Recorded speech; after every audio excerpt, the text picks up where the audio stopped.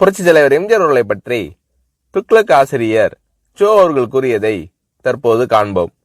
அரசியலை தவிர்த்து பார்த்தால் கூட எம்ஜிஆர் அவர்களுக்கு இருக்கும் பாப்புலாரிட்டி இந்தியாவிலேயே வேறு எந்த திரைப்பட நடிகர்களுக்கும் இருக்க முடியாது. திரையுலகில் எம்ஜிஆர் அவர்களோடு எனக்கு ஏற்பட்ட அனுபவங்கள் பல. அவற்றில் ஒரு சிலவற்றை பற்றி மட்டும் எழுதுகிறேன். துக்ளக் பத்திரிகை ஆரம்பிப்பதற்கு ஓரிரு வருடங்களுக்கு முன்னால் ஜெய்ப்பூரில் அடிமை பெண் படப்பிடிப்பு நடந்து கொண்டிருந்தது. பல நடிகர்கள், டெக்னீஷியன்கள் சுமார் 15 நாட்கள் அங்கே தங்கியிருந்தோம். ஒவ்வொருவரையும் எம்ஜிஆர் அவர்கள் அக்கறையுடன் கவனித்துக் கொண்டது போல் வேறு எந்த தயாரிப்பாளரும் தன் படம் சம்பந்தப்பட்ட எவரையும் கவனித்துக் கொள்வாரா என்பது சந்தேகம்தான். தங்கும் வசதி, சாப்பாடு எல்லாம் ஒவ்வொருவருக்கும் திருப்திகரமான முறையில் இருக்கிறதா இல்லையா என்பதை அவ்வப்போது எம்ஜிஆர் அவர்களே நேரில் கவனித்துக் கொள்வார். படப்பிடிப்பின் போது ஒரு சில நாட்கள் கடும் வயிற்று வலியால் நான் அவதிப்பட்ட போது எம்ஜிஆர் அவர்கள் என்னிடம் காட்டிய பரிவு என்னால் மறக்க முடியாது. படப்பிடிப்பு தடைப்படுவதை பற்றி எம்ஜிஆர் அவர்கள் சற்றும் கவலைப்பட்டதாகவே தெரியவில்லை.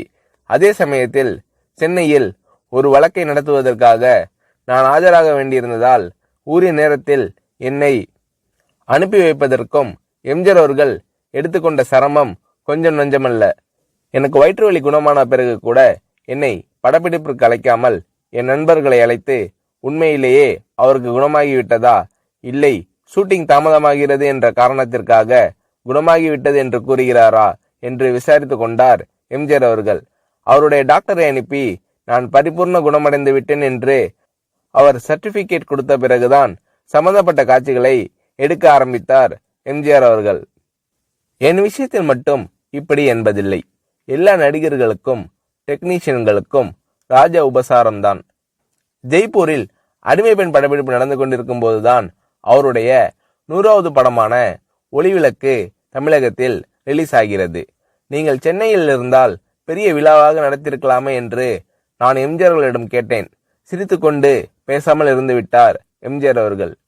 என்ன இருந்தாலும் ஒரு கதாநாயக நடிகருக்கு 100வது படம் என்பது ஒரு முக்கியமான மைல்கல். அதை இவர் எந்த விதத்திலும் கொண்டாடாமல் விட்டுவிடுகிறாரே என்ற எண்ணம் என் மனதை உறுத்தியது. ஒரு சிறிய அன்பளிப்பை வாங்கி ஒரு வாழ்த்து பத்திரத்தையும் எழுதி ஜெய்ப்பூர் வந்திருந்த அத்தனை டெக்னீஷியன்கள், நடிகர்களின் பெயரையும் குறிப்பிட்டு நானே கையெழுத்திட்டு எல்லோரது முன்னிலையிலும் எம்ஜிஆர் அவர்களுக்கு வாசித்தளித்தேன்.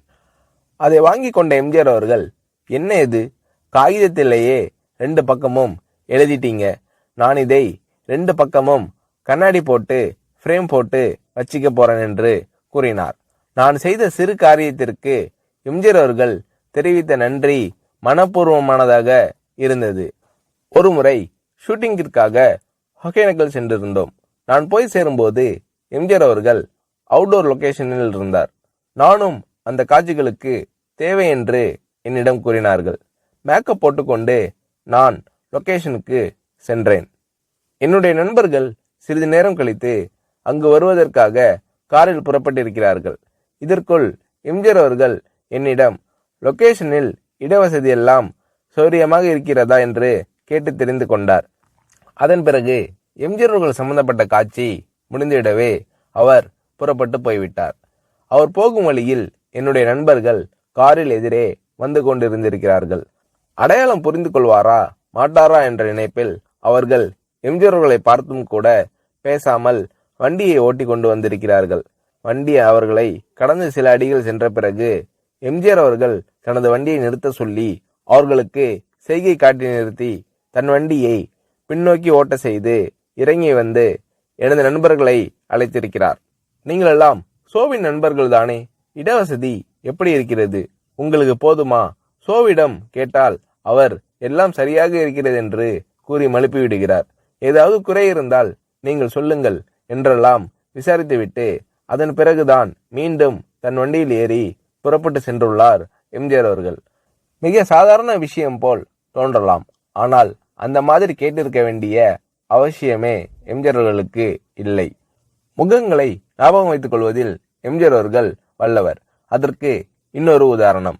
எம்ஜிஆர் அவர்களுடன் சத்யா ஸ்டுடியோவில் ஷூட்டிங்கில் கலந்து கொண்டிருந்தேன். என்னுடைய நண்பர் நீலு சில ஆண்டுகள் கல்கட்டாவில் தங்கிய பிறகு அன்றுதான் சென்னைக்கு திரும்பினார். என்னை பார்க்க சத்யா ஸ்டுடியோவிற்கு வந்தார். நான் அவரை எம்ஜிஆர் அவர்களுக்கு அறிமுகப்படுத்தி வைத்தேன். எனக்கு தெரியுமே, உங்கள் நாடகத்தில் இவர் நடித்ததை நான் தான் பார்த்திருக்கிறேனே என்றார் எம்ஜிஆர் அவர்கள். அதற்கு முன்தினம் எம்ஜிஆர் அவர்கள் எங்கள் நாடகத்திற்கு வந்திருந்தார். ஆனால் நீலுவோ அன்றுதான் கல்கட்டாவிலிருந்து திரும்பியிருந்தார்.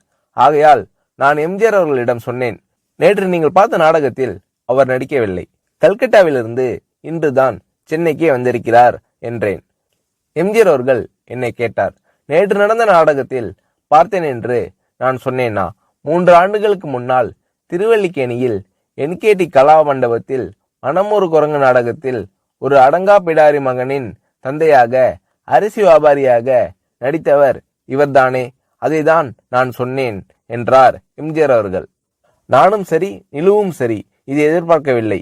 இவ்வளவு ஞாபக சக்தியா என்று வியந்தோம்.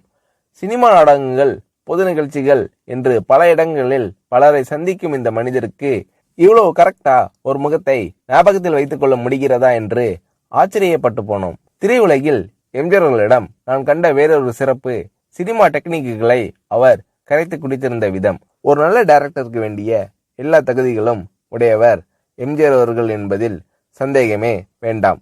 சண்டை காட்சிகளை படமாக்குவதில் வல்லவர் எம்ஜிஆர் அவர்கள் என்று கேள்விப்பட்டிருக்கிறேன். சில சமயங்களில் டைரக்ஷன் எம்ஜிஆர் என்று விளம்பரப்படுத்தப்படும் படங்களை பற்றி சிலர் வேறு யாரையாவது டைரக்ட் செய்ய சொல்லிவிட்டு அவர் தன் பெயரை போட்டுக் கொண்டிருப்பார் என்று கூற நான் கேள்விப்பட்டிருக்கிறேன். இது வெறும் பிதற்றல். இன்னும் சொல்ல போனால் பல சமயங்களில் எம்ஜிஆர் அவர்கள் படங்கள் வேறு டைரக்டரின் பெயரில் வெளிவரும்போது கூட அவற்றிலும் பல காட்சிகளை எம்ஜிஆர் அவர்களே டைரக்ட் செய்திருப்பார். இதுதான் உண்மை.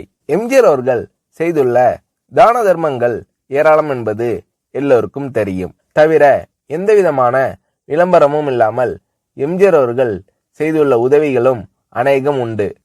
உதவி பெற்றோர்கள் கூட என்னிடம் கூறியிருக்கிறார்கள். மிகவும் தேவையான சமயத்தில் செய்யப்படும் உதவி போன்ற நல்ல காரியம் வேறு எதுவும் இல்லை. இந்த மாதிரி நல்ல காரியங்களை எம்ஜிஆர் அவர்கள் செய்திருக்கிறார் என்பது மறுக்க முடியாத உண்மை. ஒரு நடிகர் ஒரு முறை என்னிடம் கூறினார், வீட்டுல ஒல வச்சுட்டு சோறு பொங்குற நம்பிக்கையோட ஒருத்தர் வீட்டுல போய் நிக்க முடியும்னா அது எம்ஜிஆர் தான், வேறு யாரும் கிடையாது. இந்த மாதிரி மனப்பூர்வமான சர்டிபிகேட் வேறு எத்தனை பேருக்கு கிடைக்கும் என்று புரட்சி தலைவர் எம்ஜிஆர் அவர்களை பற்றி ஷோ அவர்கள் கூறுகிறார்.